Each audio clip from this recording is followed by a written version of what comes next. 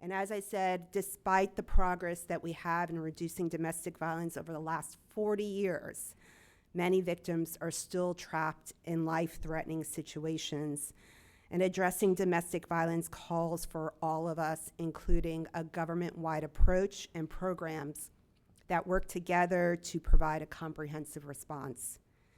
NNEDV is grateful that Congress continues to invest in domestic violence programs that provide life-saving services to survivors, and that in fiscal year 26, Congress maintained or increased core funding for domestic violence shelters and supportive services.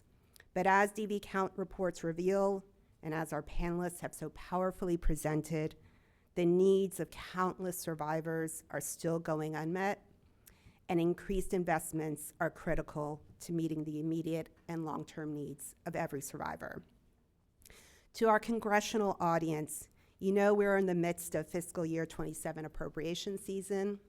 Yay. Member requests in the House have mostly been submitted, and Dear Colleague letters are mostly closed now, but member requests in the Senate are open, and senators still have the opportunity to sign on to Dear Colleague letters supporting these asks.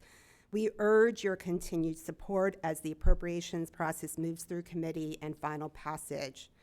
For more information, please review our fact sheet and appropriations chart at the back of the room to see our federal funding priorities for Violence Against Women Act programs at the Department of Justice, Family Violence Prevention and Services programs at the Department of Health and Human Services, housing programs at the U.S. Department of Housing and Urban Development, and funds via the Department of Homeland Security to address the needs of immigrant survivors.